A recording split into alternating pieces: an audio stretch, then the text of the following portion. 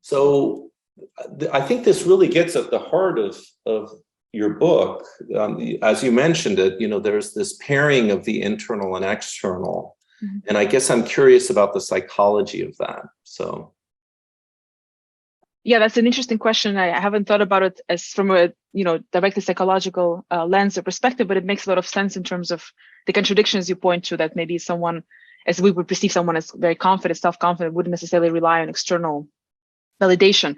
One thing to note is that there isn't always a very explicit connection made between the internal and external. So you have to kind of read between the lines to catch that connection. So it's not that, we see the Chinese writings explicitly saying that, yes, we need validation to be confident, but they often note that soft power facilitates internal cohesion, confidence, and that it's kind of linked to self-confidence, which to me is interesting because you don't see this expressed in the context of, Western soft power, American soft power, that it's about confidence here internally. But indirectly, and kind of as one of the layers of soft power, there's a lot of discussion of internal dynamics, cohesiveness, and allegiance around certain values, and, being strong as kind of a unit or unity, unified entity or nation comes into the conversation of soft power quite a bit, which to me really kind of signals that it is both a heavily domestic oriented concept and an external one.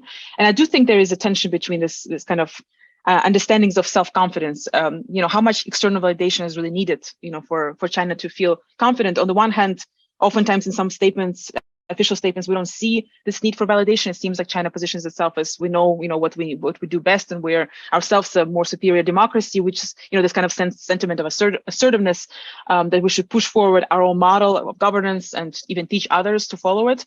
That suggests that maybe we don't need that validation. Yet at the same time, when you read closely some of the arguments, especially about China's work in the developing world with the global south, I recently wrote a chapter for my other book project focusing on the vision that Africa kind of holds for China when it comes to its larger diplomatic goals.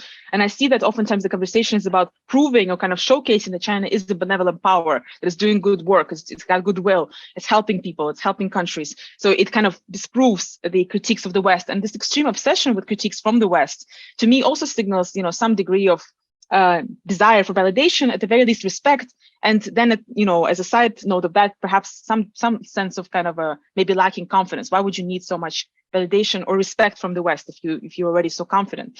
So that's an interesting kind of tension there, especially the fact that there's so much analysis of what the West is saying wrong about China. So, the West is misinterpreting Chinese presence in Africa. It's using neo-colonial tropes. It's using all kinds of neo-imperialist tropes. All of that is absolutely false, but we have to dismiss it. We have to fight against it. We have to disprove it. So if you think of it in terms of kind of the Western-centric vision of confidence, you would say, well, one doesn't need to do that. Just do your own thing, and that's it. But it seems that there's a deep-seated grievance about being misunderstood. And this idea of having an objective understanding of China is achievable. I think we often see this in Chinese statements too, is as long as they understand us, they're going to get the right idea. It's just we have to get the objective understanding. So this notion of having this objective reality that can be passed on, I think is also very interesting, something that is very different from other contexts.